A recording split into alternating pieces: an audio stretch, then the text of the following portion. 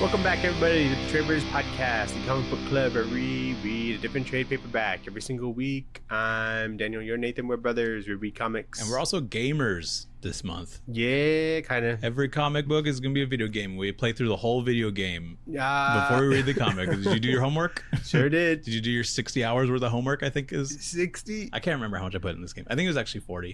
That's like how much I put in at work. Yeah, no, we're gamer kids, and we're getting into comics through games that we like. Game comics. We got different time codes in our description. We got the book, which is Cyberpunk 2077 Trauma Team. We got Back Matters in the poll list, but we start with the news.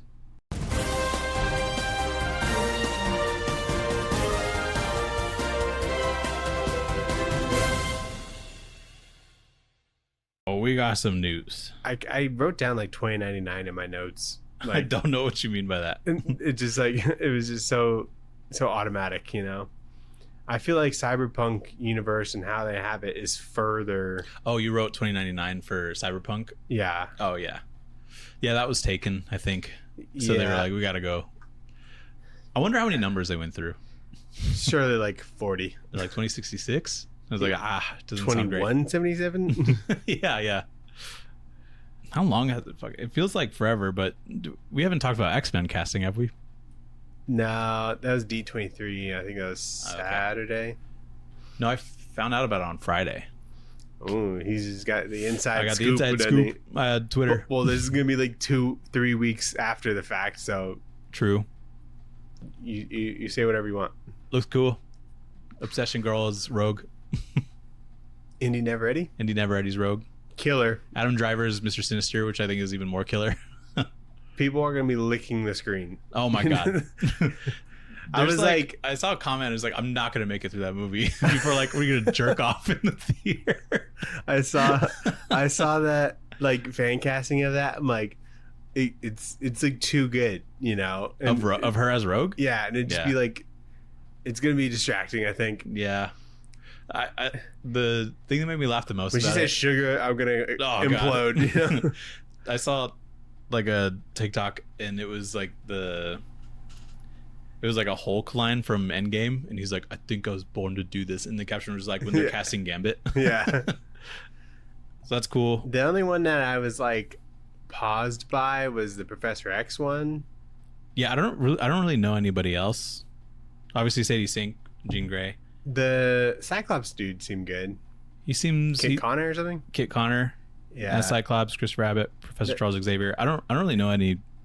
Like I know of Samara Weaving, I think. Oh yeah, dude, fucking Truth or Dare, hide and seek. Don't Breathe. No, well she might have been. What's that one with like the family? Knives Out. No, she kills everybody. The one with the family where she kills everybody? Yeah, she just got married and they got to play a game. Oh. She was in 3 Billboards. Ready or Not. That's what it is. Good movie. There's a sequel. I don't know if it's any good though. But that's good. I like that. Seems fine. There's also trailers for Doomsday and Vision Quest. And Ahsoka 2. And Ahsoka 2. Second season. Did you watch the Vision Quest trailer? Yeah. It seems interesting. It seems cool. Yeah, James Spader's in it, and he's doing his thing. Yeah. I haven't seen him in a minute. So he's a silly looking dude. Yeah, they have him dressed a little silly. Yeah.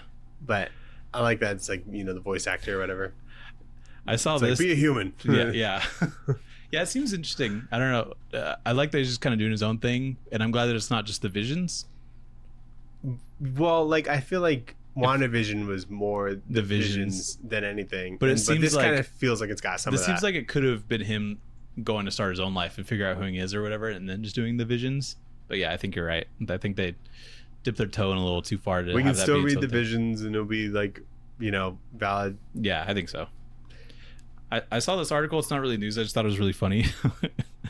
It's not often I see a news article and I laugh out loud, but this one just says, James Gunn says lanterns will explain why Hal Jordan didn't stop 9/11. And the quote is, he had a very good reason. I assume it's just he's off planet, but it's funny that they need to clarify someone had to clarify that, or James Gunn had to clarify, or whatever. and that it made me laugh. Why didn't you stop January 6th? Yeah, just like go through every disaster. Every disaster. Yeah. He's like, why didn't he help during like any earthquakes? You know, that's like that's the equivalent of like relevancy to me as like, were the minions like, oh yeah, did they follow Hitler? No, they were frozen until like the 60s. Were they? Yeah, that's the lore. Is it? Okay, that's good. And so I think like the most evil person they would have maybe Stalin or something. It was like, I think, yeah, something like that, or someone from Cuba. But yeah, that's official. So they didn't serve Hitler. That's good. That's good. That is good. They thought of everything. They did think of that. They're like, they serve every evil person. They got some brain rot producers in there to they do to be ready for that. Nathan, comics are alive and well. That's good. Yeah.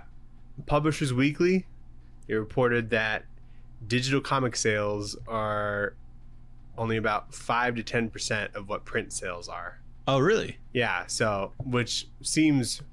That seems wrong. Wrong, but I guess it's just what it is, you know? Well, maybe people are just on like the apps that get stuff later, like 6 months later or whatever. Yeah, I mean, but I guess it's just as far as just purchases of issues, or whatever, people don't is much lower. Yeah, okay, that's interesting. Which seems like just convenience-wise, I think people thought it would end up taking over print. Yeah, but like flip. It's clearly not the case. Yeah, I guess not. That's cool. That's why all those like digital platforms like crumble after a couple months. Yeah, it seems like it. Rest in peace, Omnibus. Yeah, the one I never used. Yeah, well, bought but never used. Yeah, there's gonna be a Jean Grey book. Marvel's like, yeah, a little late for that. We need a Jean Grey book. It comes in November. They should have had that come out the week after the Spider-Man movie. Yeah, but then people would have been like, why is there a Jean Grey book? Yeah. Actually, no one would have thought that. But so isn't that coming out like 4 months after this movie? Yeah, in November. Yeah, it's gonna be written by Jed McKay and art by Rohei Antonio. The fucking timing of like publishers is like atrocious with some of this stuff. Like, it's so bad. If toys can figure this shit out to really like capitalize on like movies and shit, I just think that like they don't tell like the comics arm. The Beauty didn't have anything in print when that show came out. Oh, that was bad. Yeah, it's just, it seems like so fucking easy, like an obvious one, you know. But anyway, I'll work there one day and I'll get it right. You'd be like, "There's a movie, we should get a comimic." Yeah, and that's all comic. You do. Because I remember going to see fucking like Ghost Rider in the theaters, and right after I'm like, let's go to both of them. The first one, I really? went to Atomic Comics because it's in the Chandler Mall. Oh yeah. And I walked in there and I was looking at Ghost Rider comics and stuff. I saw it's just a better time. I saw an Alien comic and it was fucking terrifying. Cool. And I was really scared of everyone in there. But like, there's got to be like other the people in the comic shop. Yeah, people that work there. Yeah. Why are they scary? Because I was like 8 and it was like intimidating. And you just don't know ball like they do. Yeah, I didn't know anything. You're like, in 20 years, and I can walk in here comfortably. And you're just like, I don't know what to do, you know. And that's so funny. I obviously didn't get anything, but like that can probably be like replicated. That could have changed your life. It could have. Yeah, I could have. You could have started reading comics when you were 8. Dude, imagine all the number ones it would have had by now. Dude, your net worth would be way up. Imagine how many absolute Batmans it'd have. Yeah. I would have much more. You'd be obsessed with collecting by then. Yeah, probably. It comes for us all. Yeah, I don't know if my life would really be that much different, honestly. Your comics reading life would be way different. I'd probably wouldn't have spent as much on like music stuff, you know. Yeah. Who's to say if I'd even ever get into music? But anyway, yeah, the new book come from Mad Cave. Cool. By Ben Percy and Raul Fernandez. It's called Egg Hunt. It is a Easter horror book. Cool. I'm in. Yep. Coming out November 18th. I think it's 4 issues. November? Yeah. A lot of the solicitations that are coming out in November. It's got like a Martin Morazzo first issue cover. So cool. Good stuff. Pretty exciting. That's funny. It's about time. I love a horror version of a normal holiday, you know, like Thanksgiving, or there's plenty of Christmas horror stuff. Valentine's Day. Yeah. I think we got all of them now. I think Creepshow had like a Valentine's Day issue that I did buy, but not like a trade or anything. But there's still plenty of opportunity for that. Garth Ennis and John McCree have a new horror one shot coming from Image. It's like that imprint that he had, that horror imprint that had like one thing come out. Images? Yeah, I can't remember what it's called, but it's a book called The Snail. Oh, Ooh, scary. That comes out November 11th. oh, cool. So good stuff. I think I decided like I need to buy everything that Garth Ennis like has coming out from now on, because he's kind of like that. I feel like You think he's gonna die? no, but like I could see him like stop making comics. He's just over it. No, I don't think he's over it, but like this is like his like job and like his only thing it seems like he really wants to do. But like think about like all like the legends like from like the 90s, like they're not really making that much. Oh yeah. And right now he's really just doing this like indie stuff. Like Marv Wolfman kind of deal, where it's just like he's not really doing anything. Yeah, I didn't even know he was alive, honestly, until I saw him like go to a con. Yeah, he's not on the stands. Yeah, like you got Like, I see what you mean. got your Jim Lees, who's like all like, executive. You got your whatever, Yeah. who are just like maybe making one thing but very slowly. Mm-hmm. And everything I've read, I've like liked to some point, you know. So Right. and he doesn't really have that much coming out. I think he just had like one miniseries come out this year. Yeah, it's pretty rare. I see what you mean. So I just want to like always support, you know, and it Mhm. wouldn't really be that big of a hit to the old wallet, you know. Yeah, true. So you got anything else? Nope, that's it. Alrighty, Nathan. What book did we read this week? We read Cyberpunk Trauma Team, Cyberpunk 2077, Colon. Trauma Team, and it's by Cullen Bunn with art by Miguel Valderrama, with I think colors by Jason Werdy and letters by Frank with a Russian last name or something. Frank Svikovic, Svetkovic? maybe. Chetkovic?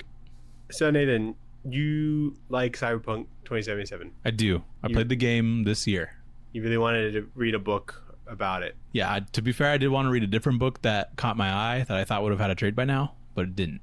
Maybe next time we do a video game month, Maybe next time, yeah. because there's plenty of options. But I still like this. Did you not like it? No, I thought it was cool. Oh, okay, cool. I don't know what Cyberpunk is. I just thought it was like you're Keanu Reeves and you shoot people. No, you don't even do that in the game. Okay. Actually, you do So sometimes. I just wanted, when I was reading this, I'm like, this. What is this? I didn't know if it was like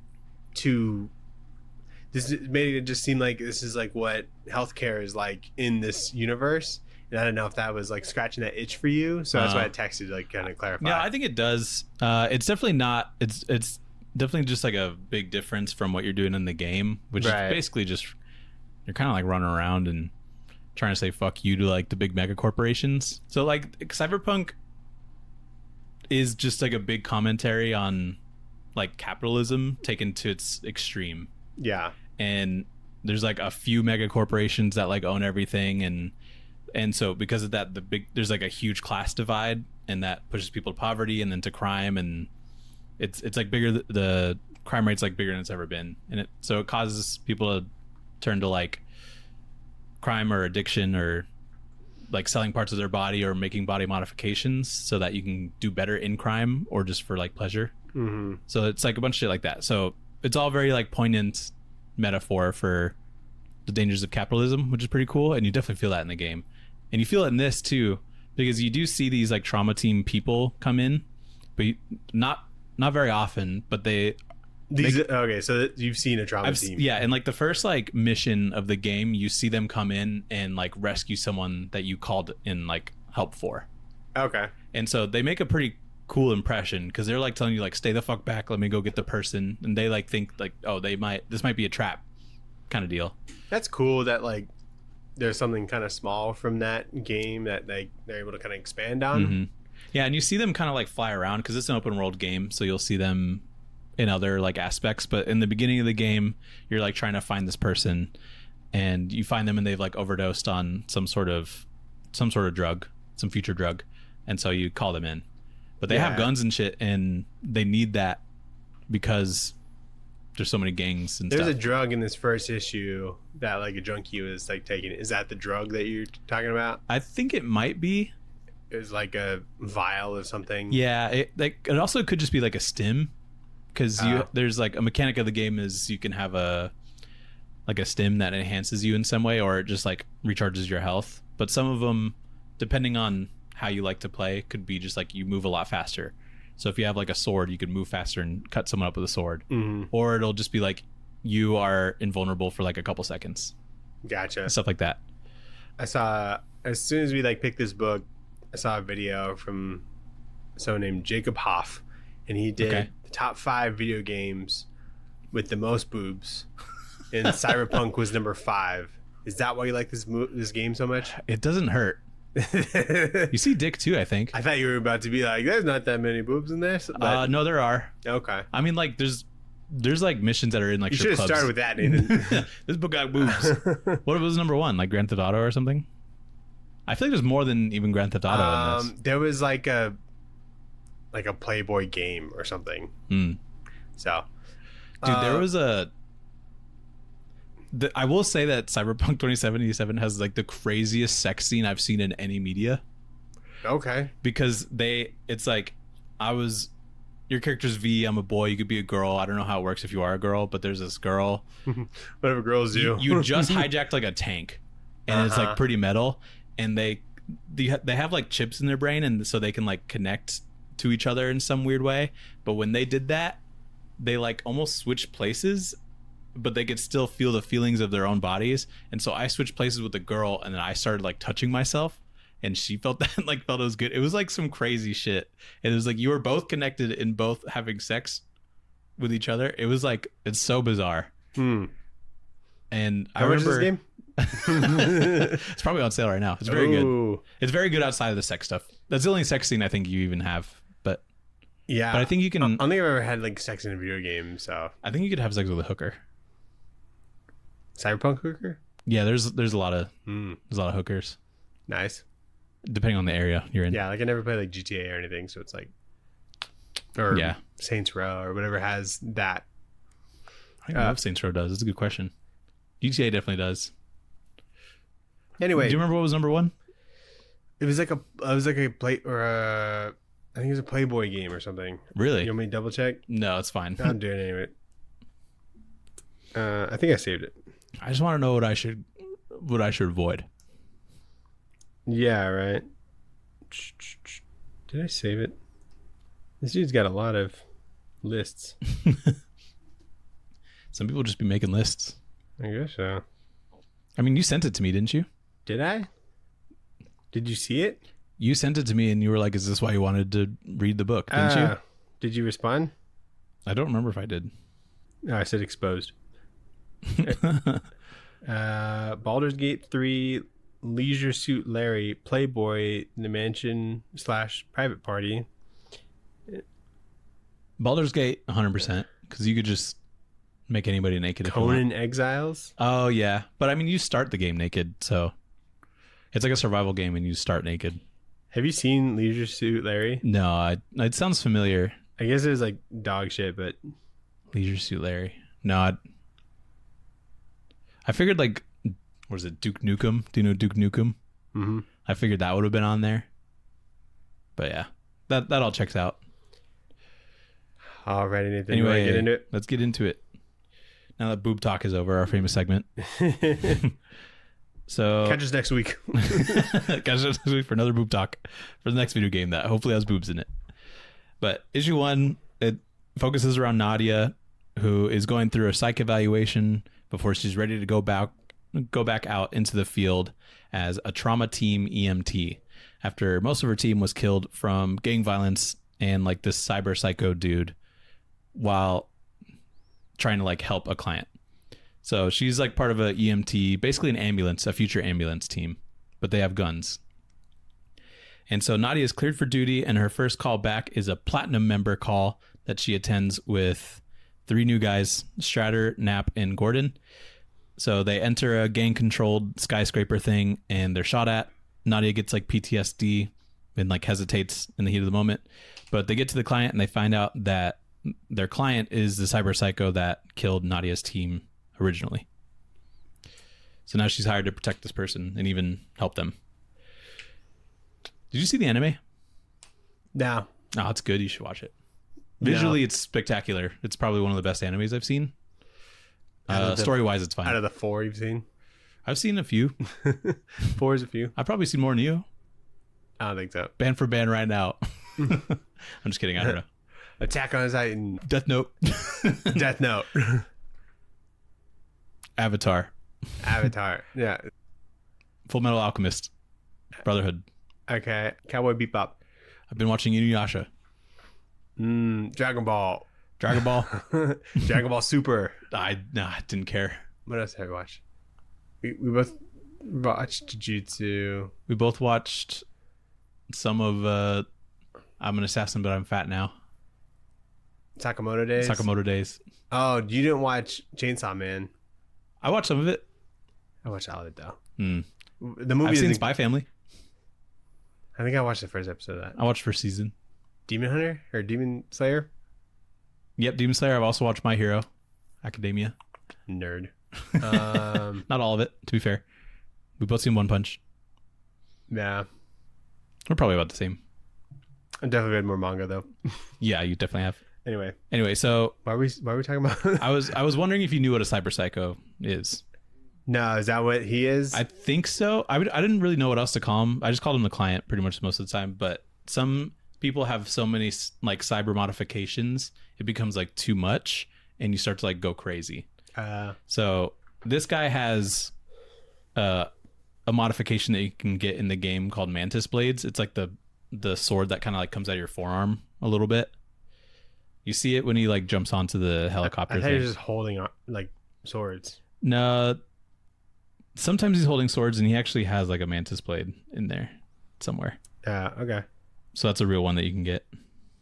So he like jumps from the ground onto like the evac helicopter, and then can like stick to the windshield with like his feet or whatever. Yeah, he's got modified feet. Then he stabs like the windshield and like kills like the pilots. Yeah, pretty gnarly. Yeah, he's got these sponge sticky feet or whatever. Yeah, pretty weird. Probably just magnetic or something. But robot arms, robot legs, robot face probably. Yeah. So I mean, I'm just going down the list of things that I recognize from the game. Yeah, go for it. They're in Pacifica, which is a district in like the larger like night city. Okay. So that's a word that they said that I recognized, and I wrote it down. I don't even remember reading that word. Yeah. I will say, I wrote down, I didn't have the mantis blades. I had rocket arms because I had fun with rocket arms. That was my mod. So you choose the mod. Yeah. It's kind of like skill points in like a video game. You know how in like Batman or something like XP? Or you buy them with money in the game, but they're like modifications you can make to like your eyes, your arms, your feet, your legs, your core. Like it just depends on how much you can handle, and as you level up, you can handle more. So it's pretty cool, and there's a lot of different ways to play, which I think it's so it just like wouldn't let you if you like couldn't handle it. You just wouldn't be able to put it on. Okay. Yeah. So it's not like you play while being a cyber psycho or whatever. And this I didn't get from the game, but I looked it up. I was just like on the wiki looking, but if you're a platinum member, you're guaranteed like top of the line medical service to where you're at within like 7 minutes, like 7 minutes or less type shit. So this guy apparently is a platinum member, and he pays more to get better and faster medical treatment. So then why the fuck did he like attack the helicopter? Because he probably wasn't, he wasn't a part of that. Like the client was separate from this guy.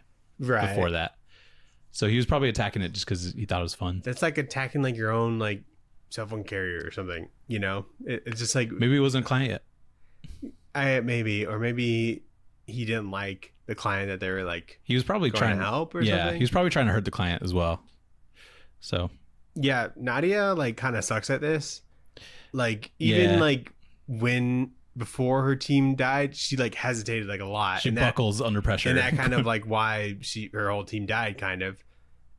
And then like when she passed like her psyche eval, there's like she pauses like 4 or 5 times. You know, when this seems like time is of the essence because bullets are constantly flying. Right, you're constantly being attacked. Yeah, but Like, But she feels bad. She feels bad because like her whole team died around her while she was tending to the client. And I like that weighs on her a little bit because she's like, what the fuck was that for? All of my friends died. She's definitely like a interesting character or whatever. But like when I'm thinking about like just practicality of being in they shouldn't have let her out. Like, get moving. They shouldn't have let her out. That's for sure. I love the coloring of this book. It's like probably a highlight for me. Yeah, art and the art coloring in general. Really they make the trauma team look fucking awesome. Yeah, definitely. Which is cool because they looked cool in the game, and I'm like, what the hell is this? And like the coloring of Night City is very neon and stuff typically, so that's cool. Yeah, it's kind of like a almost like watercolor aspect to like some of the colors. I think I was kind of expecting more like realistic, like neon looking stuff, you know, but it definitely still fits, you know. I think this is like a tasteful way to do it. Totally. So then issue 2, we have the trauma team is held up in the room with their client. Gordon, who's one of the trauma team members, gets shot in the neck, and Nadia, despite orders to leave with the client, stays to try and help Gordon, but he dies anyway.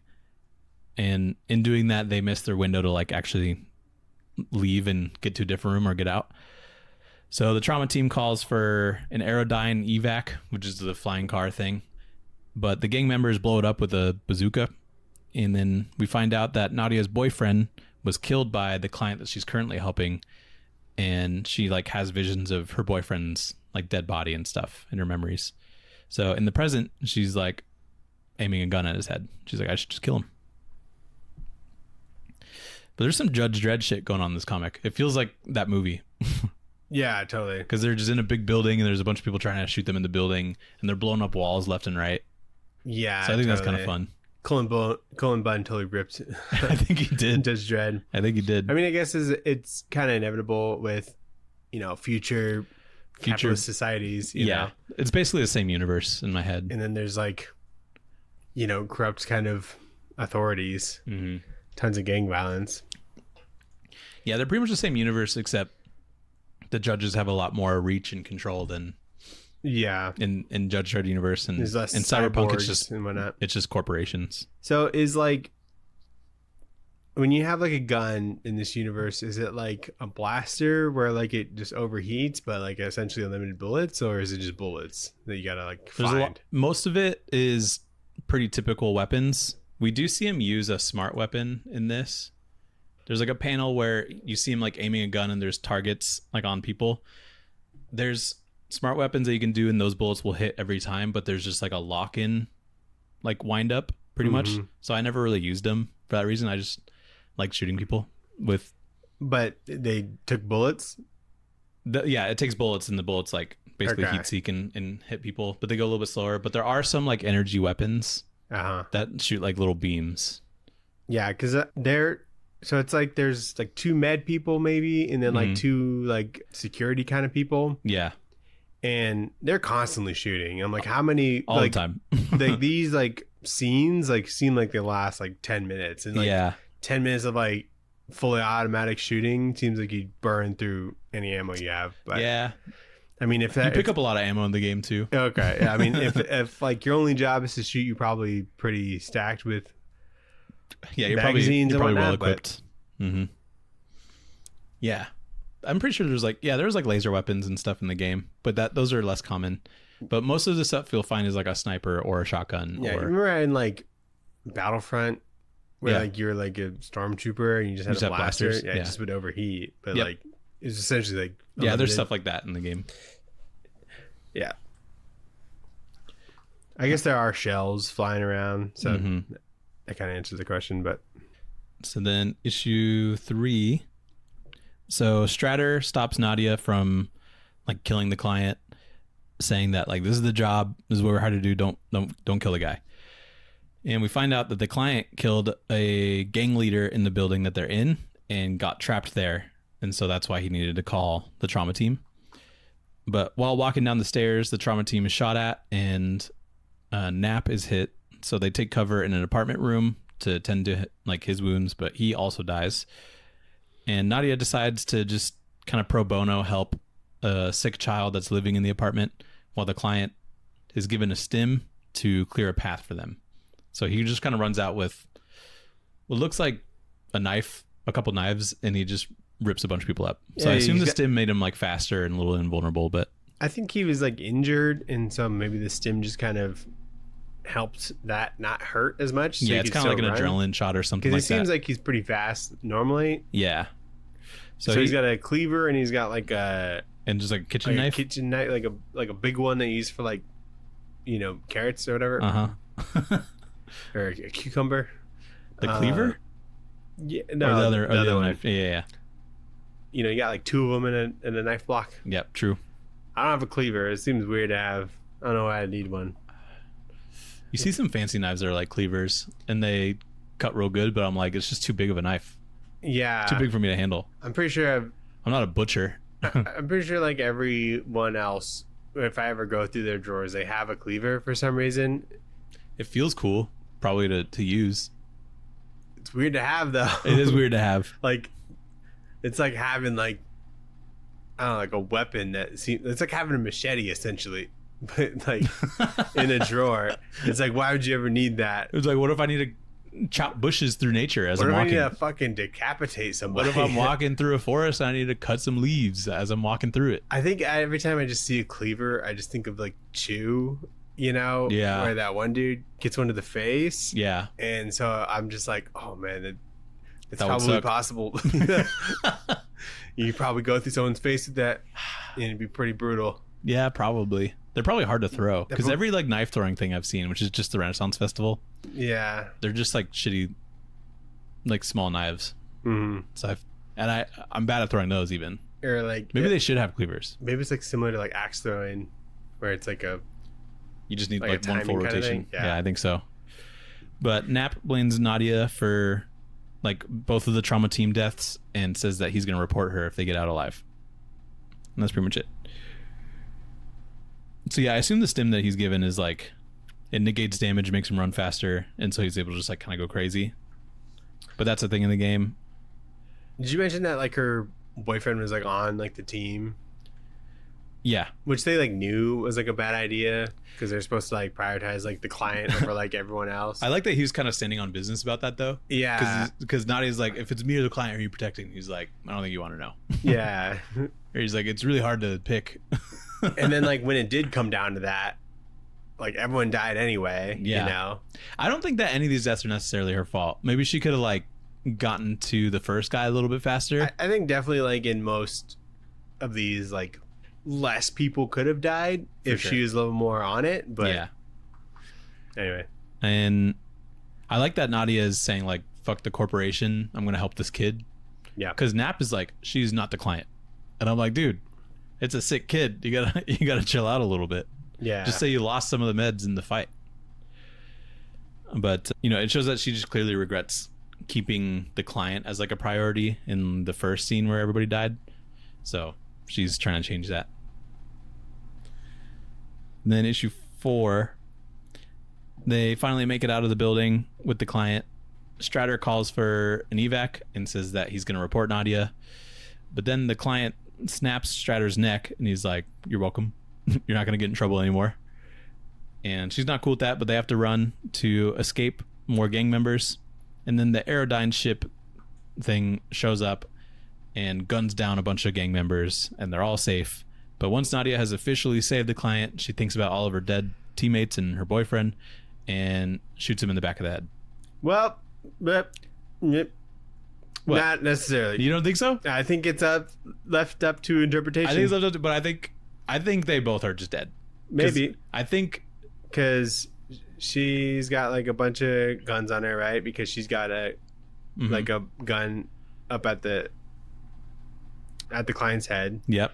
There's like a fuzzy panel, and then a bunch of blood, which could mean a lot of things. And then there's blood on the ground with bullets.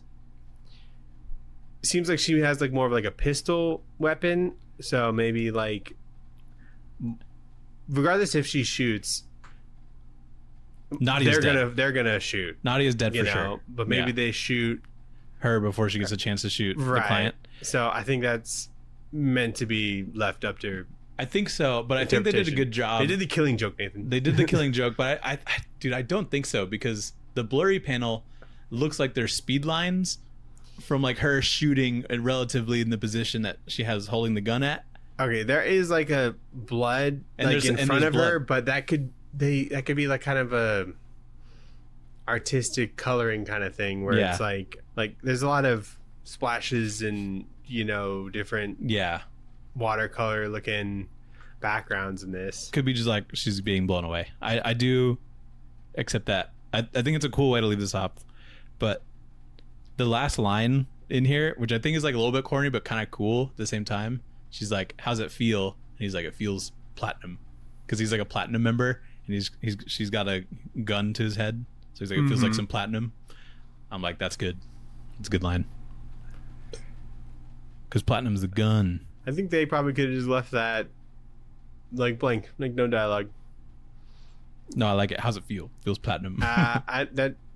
That means nothing to me, like I get what they're saying, but yeah, I don't think that like makes the scene better for me, But regardless, I think it's probably the only way you could quickly wrap up a story like this, so I like the ending.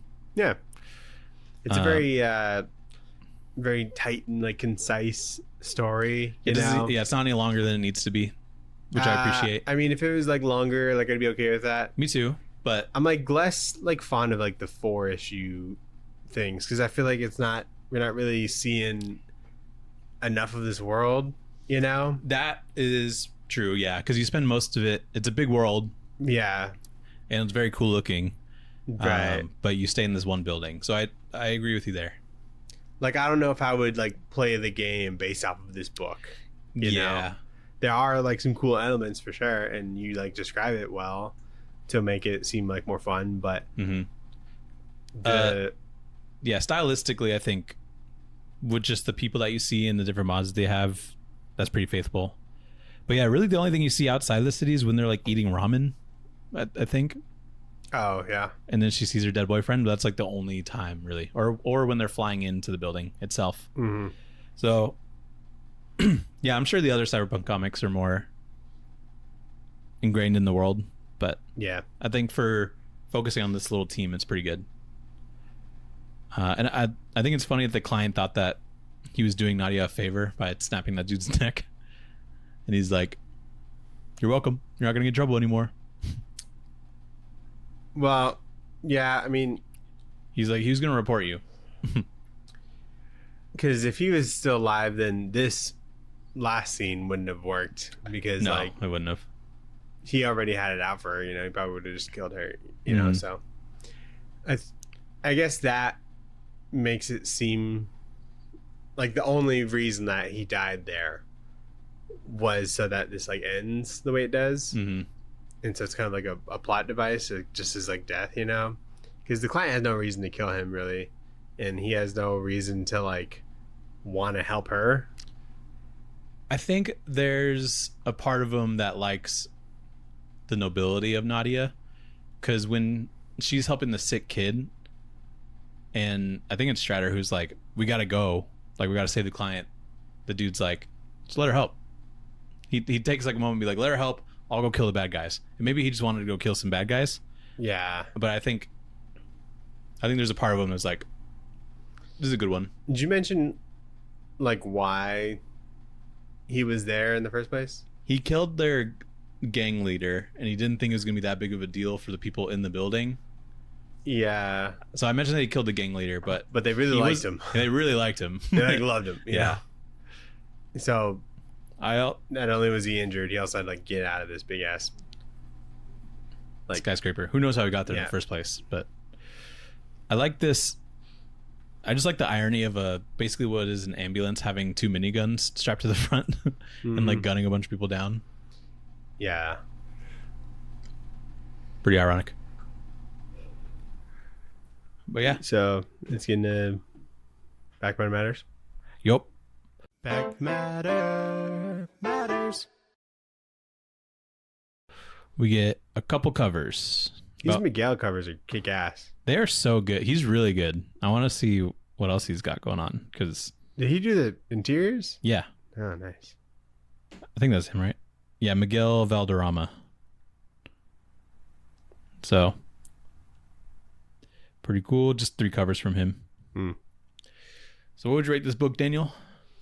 I give it like 1 scoop of like rainbow sherbet. Mm. Very colorful, neon. Mm-hmm. Real quick treat. Classic. A little nostalgic in a way, I guess. Maybe of a time where I would play more video games, but what do you rate it? I give it a classic ice cream sandwich, but Neapolitan. Been using that a lot lately. An ice cream sandwich? Yeah. I don't think so. Didn't you use that for like Ice Cream Man? Yeah, but that's because there's an issue called Neapolitan, Daniel. What am I supposed to do? My hands are tied. I think you'd use ice cream sandwich for something else. Probably. But anyway. But it works for this. It's like quick. And I do kind of want to read some more of these Cyberpunk comics. Mm-hmm. And I feel like when you have at least those Costco ones, whatever ones we used to get. No, the Costco like ice cream sandwiches. They're like not that big. And so you could take down 2 of them. Yeah. So. But they individually wrap them so you feel bad. Yeah, and it's like, I gotta go through all the effort and making all that noise. Everyone's gonna know that I'm having a second one. Yeah. So that's what I give it. It was a delight. Give me a sec. Okay. So what do you think this is rated on League of Comic Geeks? A 4-1. 4-1. Very close. It was 4-2. Dang. Yeah, I believe that. Mm-hmm. Not a lot of 4-1s, I don't think. I don't know if there's like, I know they do odd numbers, but I just like haven't seen a lot for some reason. Is it mainly even numbers? I don't know if I've ever noticed. I don't think so, but I just like I don't think I've seen many 4-1s for some reason. Well, maybe some things just aren't 4-1 worthy. Yeah, they're not like it's at least a 4-2. They're not like a little bit better than good, Yeah, I can see some things just barely making 4. Yeah, and then the 4 is like that's a good comic, Yeah. For the most part, that's 4 stars. Yeah. Anything it's like when an Uber driver has anything less than like 4.9 or whatever. Yeah. That's like, the equivalent for this is like if you're in the 3s, it's like woof. Yeah, it's like, do I even want to waste the time? Exactly. Yeah, that's what it feels like. Well, 4s only. Yeah, rating. Yeah, or just like Google, like maps reviews of like restaurants and stuff like that. Mm-hmm. If you're not above like 4.5. I'm not wasting my time. Yeah, and it's like if it's like between 4 and 4.5, like maybe it's underrated. Yeah, or people just don't know what they're ordering. Maybe it's new. Yeah, maybe their burger isn't that good, but they could have other good stuff. Yeah, 3 is like you're really fucking gambling. You're. It's like you're going there you're risking because like somebody food else poisoning, picked it. Yeah. I just looked it up, and there's a Cyberpunk 2077 Library Edition, and it's the same artist. So I guess he's been on Cyberpunk for a while. Oh, he did that. He did that big library edition one. Well, what's in the library edition? Is it like more? Is it this in it? This is in it, and there's. Did he also do the other stuff? You Have My Word. Oh, actually, that's a good question. Because there's also Jesus Hervas that's listed in there. Yeah, he's probably just listed because this is in it. Yeah, it's probably just Trauma Team then. Yeah, you're right. I think he should probably do the covers because the covers are pretty cool. Yeah, I agree. Let's get in the pull list, Colin. Shove in your box. The pull list. What did you shove in your box? Did you get anything today? Yeah. Okay. You like texted me, is like, I got your comics, and you were like on your way, and I'm like, did you go to the comic shop just to get me comics? Like, no, I would never do that. Okay, yeah, that's what I thought. No, I picked up, or maybe you're browsing and just ended up not getting anything, but yeah, I picked up Absolute Green Arrow number 4, Daredevil number 5, and then Battle Beast 12. You said Daredevil? Daredevil 5, yeah. Battle Beast 12 and Last Driver number 1. And then I was holding Avengers Armageddon, and I was like, I don't think so. Not this time. It was a big enough week to be like, You got Last Driver too? I also got The Last Driver. Okay, cool. I was debating it. When I saw it, I was like, I don't know if I'll get that. And then when I saw it in the stands, I was like, I don't know if I'll get that. And I saw that it was printed horizontally. No, vertically. Yeah. It's binded vertically at least. And I was like, this is just a dumb gimmick. And I told you, I was like flipping through it, and I saw like a double page spread, and I was like, fuck, he's good at drawing cards, isn't he? And I picked it up. Sean Gordon Murphy, you got me again. Yeah, I really liked Faster by Jesse Lonergan. Yeah, that one's great. I think like cars in comics is cool. Aesthetically, if you know how to do that shit right, it's really cool. Yeah, I'm not like the biggest Sean Gordon Murphy fan, not because like there's anything to dislike about him. I just like haven't put that much time into reading his stuff. You ever read Chrononauts? No, he's good in that. I think no, I don't have it, but and then Batman White Knight is that like is like in like a list, you know. Mm-hmm. But I know he's like good, you know. I just haven't really read that much. So I just picked it up. We'll see how that goes. Yeah, I just got Battle Beast and Last Driver. Mm-hmm. Did you read anything? Yeah, I read Invincible 60 through 65, which is the Invincible War. And you see like a bunch of Image heroes in that, which is pretty fun because you see like Spawn, Velocity. Do you know Velocity? I just saw Velocity today. Like really, I was just like out on the street. Yeah, dude. Bumped into her. No, it was like a meme that Image posted or something, and or like a meme that like somebody made, and it's like the dude with the beard, and it's like you literally like saved my life, and like it'd be like I'm literally just invincible or whatever. But then there's like a bunch of them. Like I'm literally just Velocity. I'm literally just Savage Dragon. I have a Velocity. You ever heard of Ant? No. I don't think so. It's like a female character that looks like an ant. It's just like a skin tight suit or whatever. It's like a Savage Dragon character or something. But I don't know if they have like Ant-Man powers or whatever. But yeah, do they have their own series or no? They're just there's Savage. like a mini series, but that was it. Should read Ant. We should do Insects Month. Do I have to read 2 books? Ant-Man, Wasp, Spider-Man. Blue Beetle. There's a couple bug ones. Is there Scorpion? Is there a bug? There's probably a Scorpion book out there. Isn't it? Dude, the Tick. The Tick. We could do the Tick. If only there was Tick stuff like readily available. You know? Yeah. But anyway, Velocity was in there, and I was like, oh yeah, because I just remember when I would buy when I would buy random comics, I saw that Image had a Speedster. And I bought it on my comic shop and I read it and it wasn't that good, but that's funny. But it feels like Invincible Wars where it feels like modern Ryan Otley is like doing his thing. Really bloody, just like the way that he draws. It feels like it's such a stark difference from like the last 5 issues I read to this one. And then after that, like right after that is Conquest comes in. Yeah. And that was cool. That's when he's like cleaning up and then Conquest just shows up. Yeah. I'm like, this is a crazy 5 issues. Yeah. Also, it's crazy that the Invincible War was 1 issue and then him fighting Conquest, like it's all the same fight, is 3 issues. It's absurd. Is the Invincible War 1 issue? Yeah, dude. It's all just one. I think they call that trade the Invincible War. So it's like, I guess the build up or something. There's some like lead up where you see Angstrom being like, "What's up, Invincible boys?" But when they go and like attack, that's all one issue. From them attacking to it all getting resolved, which is crazy. And then like whole ass people were dressed up as like the Mark variants or whatever at like Comic-Con. Yeah, that was crazy. And they have the whole ass Funko Pops, you know. For like, people who saw like the curtain face one and shit like that. When he was fighting Conquest in the show, was Eve in the hospital? Yeah. She was? Okay. I didn't remember that. But she was in the hospital from something from Invincible War, I think. And then I read the issue where Eve goes like God mode and like energy beams Conquest. But when she does that, she like made her boobs bigger, and that's like an actual thing that Kirkman wrote into the book to like give Eve bigger boobs. It's such a great book. Because like Mark's in bed, he's like he's in the hospital bed, and he's like, I need to ask, and she's like, yeah, my boobs got bigger. I made my boobs bigger somehow, or like, and that's like a thing that they wrote. And I'm like, what am I just sales are dropping, Nathan? I guess so. Like Kirkman had to be like, oh, by the way, Ryan, we're gonna make her boobs a couple sizes bigger, enough to notice.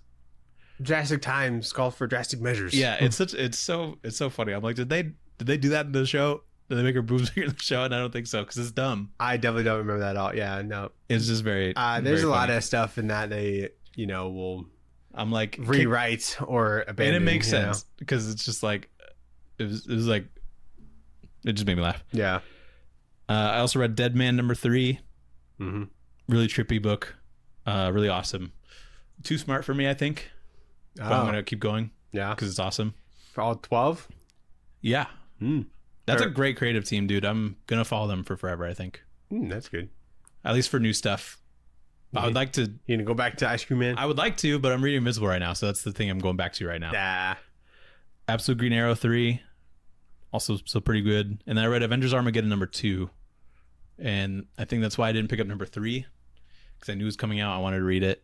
I like a lot of the ideas in theory, but I'm just gonna fall off of it because it feels kind of eventy, so I'm not connecting with it too much. But there is a new Captain like America. Venti?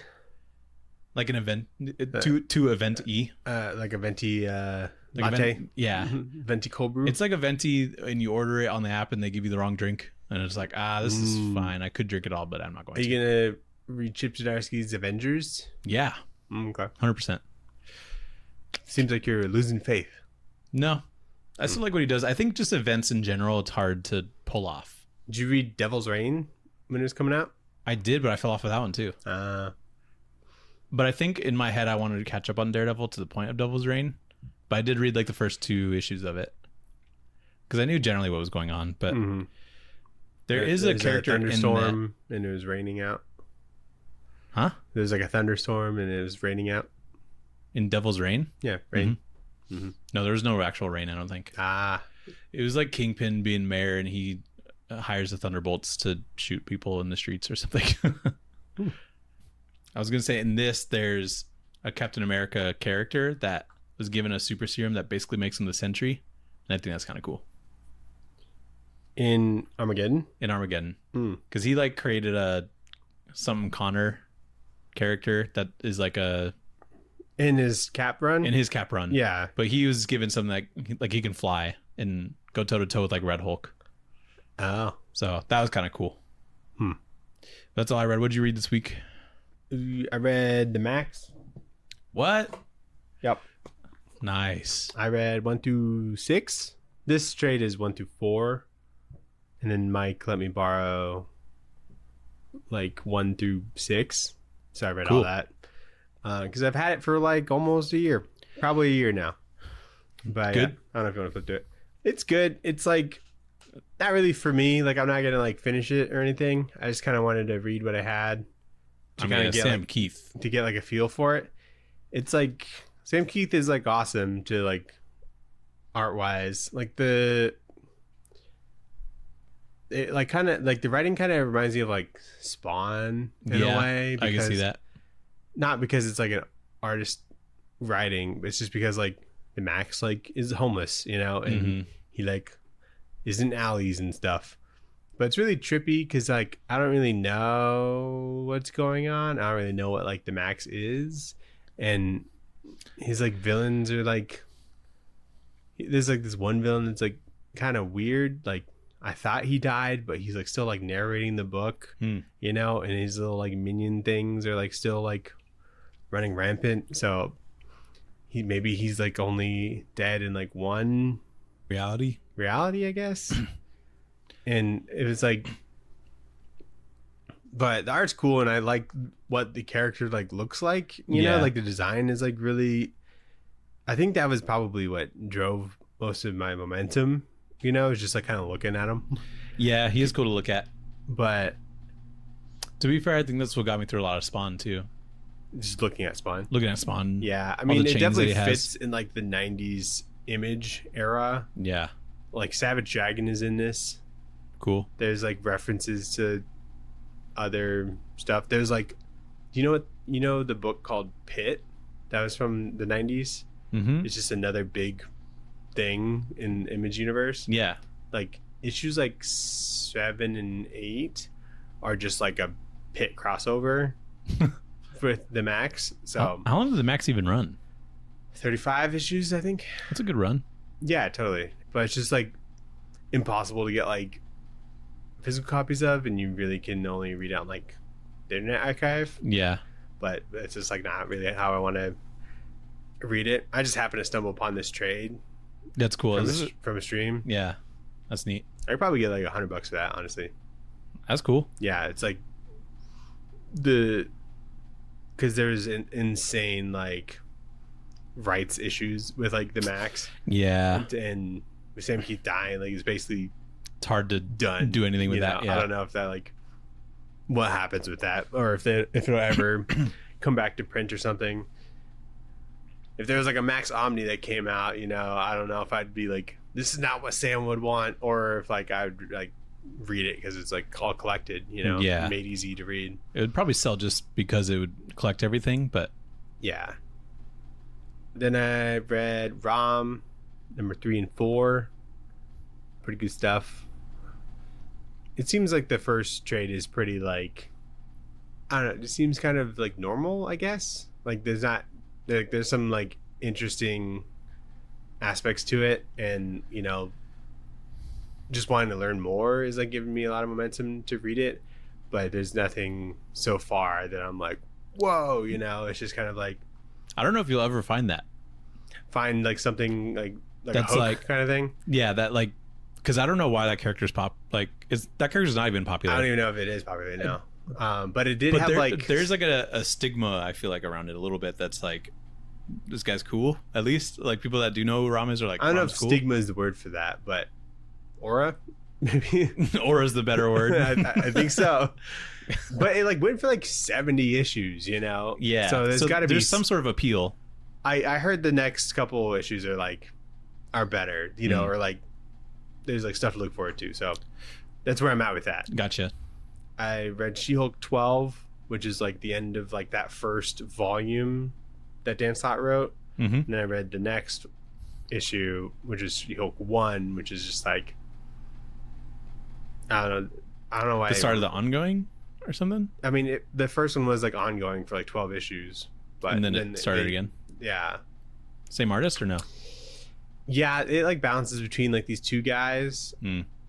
One I don't love, the other one is pretty good. Oh, I wanted to show you something. Where is it? Oh, it's here. I prepped. Oh boy, that looks like a big book. I'm only this far in it. Oh, you got it. And that's very like... Oh, have you had that for a while? Yeah, this is like... The She-Hulk, yeah. Okay. One of my... But you're reading it digitally, right? Because sometimes it depends on like where I am. Okay, gotcha. So at this law office that she has, so in the Marvel universe, like Marvel comics, or like comics are a thing, and they're comics about things that happen to them. Yeah. And so this law office has a bunch, like every single issue, as like an archive for like how to handle certain law like cases, right? If that makes sense. No.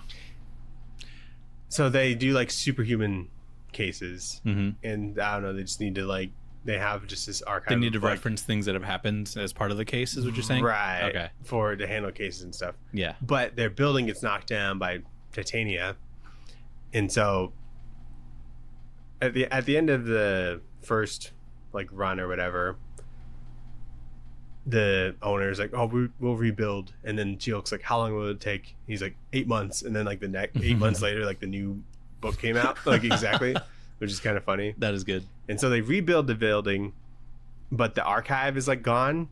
Oh man. And so this dude's like, the guy who like handles the thing, he's like, we can't get all those issues back, and he's like, now we're stuck waiting for trades. He's like, what's up with that? How are we supposed to function from month to month if everyone's waiting for the trades?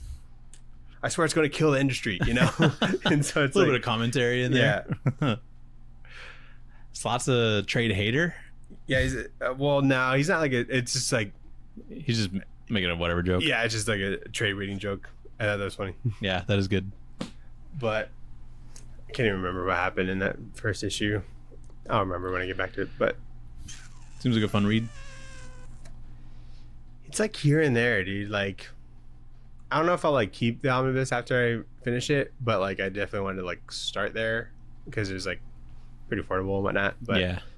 I really would need it to like turn around for me to like it. Like there's like there'd be like one issue here, I'm like that was pretty good, and then there'd be like another issue here, I'm like nah, you know. But did you watch anything? Yeah, I started watching Inuyasha. Taking that down. How many episodes is that? I think in total it's like 120. Oh, breezy. Yeah, it'll take a while, but we're like 15 in already. So if you look at it in that respect, we're like 10% of the way through. Okay. So it's not too bad. 167? 167. That's more than I said for sure. Well, I think about 10. I think I had her look up the total runtime of the show if we were just like nonstop watch it, and it was like less than 3 days, and I was like, that's doable. Just take some time off. I'll take that. Yeah. I like it so far. It's very kind of like cozy because it's like one of those animes that's old enough to where it has like this grain in just like the filming, and so it kind of like makes me sleepy. Because it feels just like old school cartoons almost. It's kind of like relaxing in that sense. I did fall asleep during a critical episode where we beat like Inuyasha's full demon brother, and he gets like the sword that he uses for like the rest of the series. And I'm like, where do you get that thing? I feel like certain animes came on at a certain time, like like Toonami. Yeah. Which is like around bedtime, you know? Yeah. So like I could see myself just falling asleep to like Sailor Moon or something. I think it triggers that like deep in my brain without me even realizing. It's just I can be sitting up lullaby. Yeah, it kind of is. So I can't just be like laying down watching it or also fall asleep, but if I sit up it's fine. But it's a lot funnier than I thought. Because there are demons. It's basically just like this girl, it's an isekai. She like falls down this well and she goes to like a feudal part of Japan in like the past, and there's demons that are running around. Inuyasha's a half demon, half human. Anyway, they fight demons to try and collect part of this jewel that does something, and some of the demons are just like goofy. There's one that is just killing a bunch of people because he lost all of his hair, and he's like insecure about being bald, and so he's killing a bunch of people. I get that. To like somehow get his hair back. And he's like, this is like a very fleshed out problem, and I'm like, a bald guy definitely wrote this. Because it's just like, it's really funny, and he has like 3 like strands of hair, and throughout them fighting the hairs fall off and he gets more and more angry. And so like just that character in general is funny to me. But good show. I like it so far. And then I watched the first episode of Lanterns. Me too. You watched it? Yeah. Nice. What'd you think? It's a great start. I think it's better than I thought it was going to be. And I was cautiously optimistic kind of going in. I feel like we just got like so much, like if you like got that kind of stuff in your algorithm, like so much of what it is was kind of like told to us. Yeah. You know, like Lindelof-esque, and it'd be like kind of a True Detective or whatever, and like so many stills and stuff.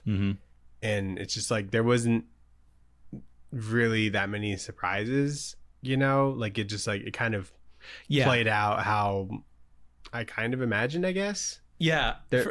For me, it was kind of like there's a lot of green flags and a lot of red flags, because I'm like, Lindelof, pretty good. Yeah. Lindelof sometimes can be pretty bad. And it's like Tom King, pretty good most of the time. I don't know if he's done any TV, could be pretty bad. And it's like, you know, set on Earth only, and you don't see that many like space things. It's like that could be good or bad. I don't know.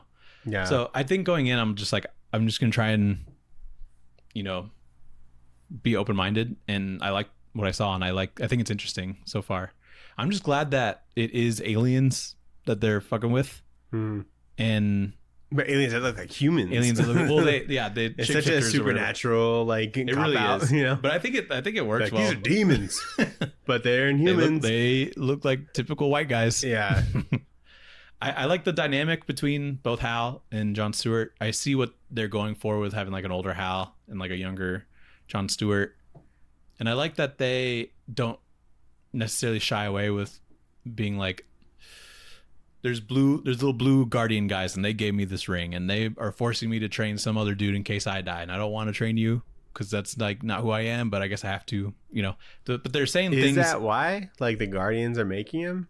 The Guardians are having backups essentially, and what I gathered, or what I think is the reason, is that so if Hal Jordan dies out of nowhere, it doesn't just go to somebody that doesn't know anything about being a Green Lantern. Mm-hmm. It like helps with the transition process, I guess. Okay. And so I think Hal is just like, I'm not going to die. Why do I need to fucking train somebody? And so he's like a little bit bitter about it.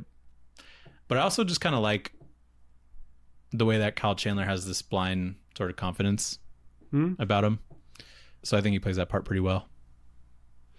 I need more constructs because we didn't really see any of that. We saw him counterfeit some money and do a bottle opener. Yeah. Aren't they not supposed to do like things that are like beneficial to you or whatever? Like money. If they decide not to adapt that part of it, I think that's fine, because if it helps to have some fun constructs thrown in there, that's fine. Have them counterfeit money to play one song at the bar over and over again. Construct a hooker. Yeah, pretty much. So yeah, I like it so far. I like whatever Kyle Chandler's doing. I don't know if it I'm not attached to Hal Jordan, and it doesn't really feel like Hal Jordan and like how I know him, but I like just what he's doing. I think that's how I feel. I like what he's doing. I like his approach, although I don't know if it's like necessarily I don't think he's necessarily as stoic as like a Hal Jordan necessarily. Sure. Do you like that suit? No, what the hell is that? Why is it like so high? He looks so weird. Yeah. It looks like he made that at home. So I don't know about that, but like it seems like the official logo suit was like shrunk down and moved up just so it would be in camera for that interview. It was weird. Some of Kyle Rayner has it like up on his shoulder, like, but it's off center. It's like to the side. So maybe they're trying to like a pocket tee. He looks like weirdly bulky or something. I don't know what it was about. I'd have to see it. Yeah, I would like to see it. I could see why it wouldn't be like a CGI suit that they just put on. Yeah, but there's arguments for either, so I don't know what they're going to end up doing. Since like it's a contract, it seems like CGI would be like okay, but you know. Yeah, but like I think they're just like trying to not do what the movie did. You know? I think that's a valid criticism and makes it like a little bit boring. But Guy Gardner's is like a suit that he just like has and he puts on. So I think maybe it just doesn't make a suit for you. You just need the ring. Do you know that he's going to be in this? Apparently, yeah. I don't know how that all works, because he's apparently a Lantern, and I think Superman was set in 2025. Yeah. And so so what we're seeing is 2016 shit. So maybe it was 2016, but at the very, very end was 2026. Right, but so they at least seemingly coexisted for a little bit of time. Right. So I just don't know how that part of it works yet, and I don't think we're supposed to know. But yeah, he's going to show up at some point. They just had to ride around whatever James Gunn was doing. Yeah. Like, I need Nathan Fillion doing something, and he needs to look dumb. I told him I'd give him the job. Okay. I like the interview bit where he's interrogating the alien. Yeah, I think that's probably like the best part of that episode so far, because he's like, "Where'd Harry Potter go to school?" And it's like an alien that can like look up the internet or something. I think they probably just like brushed up on just football, Alabama stuff. Yeah, and they're like, "This is all I'm going to need to know." Yeah. So I like that Hal Jordan has seen this. You could tell that he's been doing the job for a little bit, because he immediately clocks that guy as an alien and knows how to like out him as an alien. But that scene is just kind of interesting, because he's like, what's your view on Obama? And he's like, he's president, ran for 2 terms right after Bush. You know, it looks like he's looking stuff up in his head. So I just wonder how they work. Yeah, because like he would be able to look up Hogwarts. You know, it's just like he just had general knowledge of other shit. Mm-hmm. Has there ever been a Green Lantern ring that like has to like update? It has to update? Are you talking about the hologram thing? Yeah. I don't think there's any software firmware updates in the rings. Because they made it seem like, or they said like that the ring has to like update, but he hasn't updated it in like a couple of years or something. Oh, I must have missed that. And no, I think that was just the hologram piece, because they have to like upload their mind. That's a new thing. Yeah, like something like that. Yeah. Do you upload like your consciousness and I forget the reason why, but what they said in the show, I was like, okay. And that's something that I haven't seen before, but it works for that scene because it's like you got to present hail in Nebraska or whatever he was saying. It's hailing in Nebraska as like a code word for himself. I haven't seen that. It's a liberty that they're taking for the show, but I think it's fine. I don't think it breaks anything. I don't know. No, I feel like a lot of the, like I get you have to kind of explain this world. Hopefully the rest of the show isn't as much like exposition because there is quite a few like there is a lot to cover points, but it's weird that Jon Stewart seemingly was training for the opportunity to be a Green Lantern his whole life, or his dad was forcing him by shooting an apple off of his head, which is crazy. Yeah, because to me, it's not something that like you can. Your goal shouldn't be like, oh, I'm going to be a Green Lantern when the opportunity arises. Yeah. But I can understand the logic that they're taking to being like, I'm training myself to not feel fear so that I could fit in this role well. Right. But training for it seems arrogant. Yeah, totally. But seems like he'd be the best fit. He seems like a good fit. He's a great, like, he feels great as Jon Stewart too, as someone, like, he feels very Marine coded, I guess. Yeah. Like he's in the Marines and stuff. I think Aaron Pierre does a great job. I hope it's not like his dad is like making him do it. I hope it's like John like showed interest early and then based off of what they know, his dad's like, you need to do this. That's my question. If you want to, do this, if this is what you really want to do or whatever. Yeah, that's my question so far because it feels like he wouldn't want to get his head an apple shot at. Yeah, it's like if like my son like was like, I want to play basketball or whatever, I'd like figure out like how to make him better at basketball, Yeah, but you're not forcing basketball on him. No. You're not forcing him when he's like. I guess maybe that's the father figure I want to see, but definitely not what it could be. The father figure that you want to see. Like I want him to be like supportive and want him to of his goals to do the things that he wants to do, or if he's just kind of making him be all like military coded or whatever. Yeah. So we'll see, I guess. And I watched it with Sophie. She seemed to like it. She laughed a lot, which is cool. There's just, I think she likes the sass. What's so funny? Yeah. I think she just kind of likes some of the sass, or just like when he gets into the bar fight and it's just like Jon Stewart casually talking to that one girl. So she thinks it's entertaining, which is cool. Yeah. Sarah, I asked Sarah if she wanted to watch it. She's like, no. And then she like went to bed. She's like, you can watch that show if you want. I'm like, okay. Thank you. Yeah. What'd you watch? I watched Tires season 3. All of it? Yeah. Oh, wow. It's like 20-minute episodes. Yeah, I know. I just haven't started yet. We had a Saturday, cool. Pretty good. Funny? Yeah. I don't know if it's like funnier when like Lucas is sleeping and I like have to not laugh, I think that contributes a little bit. Yeah, maybe, and so there is some good stuff in this. I watched Ghost Rider, Spirit of Vengeance. Yeah, I did see that on your Letterboxd, and I was like, why is he watching the second Ghost Rider? Because I'd never seen it, and You haven't? No.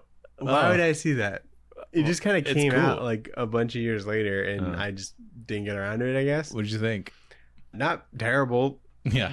It's like definitely not like a good movie or whatever. Like there's like a lot of bad stuff about it, but there's some fucking kick-ass shit in there too, Like what? I don't even remember it that well, but I just know I've seen it. You've seen it? I've seen it. Dude, there's some sort of like construction site or something. And he can make whatever he rides like into like a fiery thing. And there's this big like tractor machine thing that's got this arm and this giant like blade on it that he sits in, and it is all on fire, and he's like when killing people. God, that's cool. And it was fucking crazy. Sophie really likes Ghost Rider, so she would be down to watch it. Really? I want to rewatch the first one. And Nicolas Cage is like such a freak in it, and I don't know if that's like something that happens in Ghost Rider books or whatever. I don't know. But like I've never read one. He like goes crazy when he starts to like turn or whatever and gets all hot or whatever. And this one was edited super cool to where like, I don't know if it really makes sense, but like Ghost Rider was kind of like I don't know, it didn't seem like he was like really like there. Like he's a kind of a figment of like imagination almost, because like he didn't seem like he walked up to people or ran up to people. He like almost like it was like boo, boo, boo, and it was just weird how it was edited to where like you really couldn't track this dude if you were trying to like follow him with your eyes.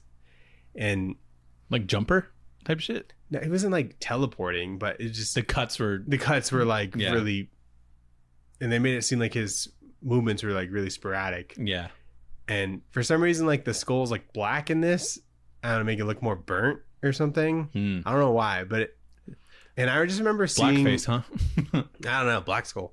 Black skull. And I remember seeing the trailers when it was coming out, and it was very distinct, and just like seeing Ghost Rider like in like the daytime was just like such a cool look for some reason. Really? I don't know why, but like whenever there was at the end of the movie, it's like during the day, and it just like was really, really cool looking for me. Nice. Nick Cage doesn't have abs in this. Do you see his abs? Yeah, there's a specific moment where they show his stomach, and they're not abs. And I don't know why they like are distinctly saying or showing like he does not have abs. Not in this one. Okay. Yeah, he's like secluded, and he's been secluded for a while because he's Ghost Rider, and he was in a hospital for some reason, and I don't know, I think he had like a feeding tube or something, and so like his shirt like comes up and it's just a belly, you know. Which is fine. Yeah, which is fine. He probably just was like, I don't want to do that again. Yeah. And I could see that. There's like a kid, his name's Danny, so maybe he's Danny Ketch or something, I don't know. But there's some terrible dialogue in this, and you know, Ghost Rider's coming up to this kid, but the kid's able to like turn off the Ghost Rider flames or whatever and just turn back into Nick Cage. And right after he does that, Nick Cage is like, so that just happened. Oh, and my God. I'm like, oh, get that shit out of here. Yikes. I almost turned it off. Yeah. That should be an instant kill switch for any movie. Yeah. And then this one, when he was like about to turn or whatever, there'd be like little like bursts of skull that would come up as if he was like the mask or something. Yeah. And that was like a little odd. I think I vaguely remember that, yeah. There is a Wilhelm scream. Oh, nice. Yeah, he just throws someone off a moving car or whatever. That's fun. I was thinking like there should be a Letterboxd account where someone just like reviews movies that have Wilhelm screams. He only reviews 5 stars. All of his reviews are just like like and that'll let you know there's Wilhelm parentheses scream. Wilhelm scream. Yeah. So yeah, it was alright. That's fun. Did you watch that with Sarah? No, I would never. That's fair. There's some movies I just like, I can't make her watch anything, and I don't really bother suggesting anymore. Yeah. So it's just kind of, if we watch a movie, it happens. Sometimes it works out for you. Sometimes. Then I watched Jay and Silent Bob Strike Back. Is that the new one? No, that's a reboot. Oh, okay. No, this one's from 2001. There's a couple like Kevin Smith movies in between this and like Clerks, and I just like stumbled upon this one. I'm like, oh, I wanted to watch that or whatever. Is this the second one? So it's like the 4th like Jay and Silent Bob movie technically, because they're just kind of like side characters they're kind of like cameos almost, to where they're just playing these same characters. But for their I think they're in like Mallrats and like Chasing Amy. But for their own movie, is that the only? I think that's their first solo movie. Oh, okay. Because they were in Clerks as well. Okay, got it. So it was okay. It definitely felt like a early 2000s comedy. Mm-hmm. And there was this kind of like nerdy stuff in it that I'm like, oh, that's for me, you know? Yeah. And you got your little cookie. It's like kind of like a stoner movie, but like there's not like that much about it. I think I expected it to be like funnier, but it's still pretty good. Yeah. It has a great ending though. Big fan. What happens? So what's great about it? Little meta. Hold up. So Jay and Silent Bob, someone made a comic based off of their appearance. Okay. It's called Blunt Man and Chronic. Cool. And it's great. Great title. Yeah, and a movie studio bought the rights for the comic without consulting them. And so the movie's being made, and they go to Hollywood or whatever to stop the movie from being made. That's the whole plot. Okay. And they want the movie to stop being made because the internet's just coming around, and a lot of people are like talking shit about Jay and Silent Bob. And so they think if they stop the movie, then people stop talking shit. Okay. But the movie gets made anyway. And then someone suggests, like jokingly suggests, the only way to stop people from bullying them online is just to like hunt them down and and beat them up. Nice. I like that. And so at the end of the movie, they like just go to like all these kids' house and just beat the shit out of these kids. And it's so convincing that they're just beating up minors. Nice. And it's so fucking funny. So that was really funny. But I like that. yeah, I don't know if I'll get through Kevin Smith movies like slowly, but I don't think this one is like a tough one to get through, you know? Right. It's swift, like hour and a half movie, you know? Cool.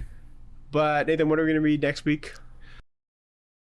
What are we going to read next week? We got another video game. Yes, sir. Video game comic. Yes, sir. And you had some written down. Which ones are we hitting? Batman and Fortnite. Oh, yeah. 0 point. What a joy. Yeah. Can't wait. Batman and Fortnite, 0 point. Sounds good. Everybody loves Fortnite. Daniel, it's big right now. Yes, sir. This will get us in with the young crowd. Yeah, finally. We've been looking for our in. Hello, fellow kids. How do you do? So thanks for listening. Thanks for watching, everybody. We got a link tree in the bio. You can like, comment, subscribe.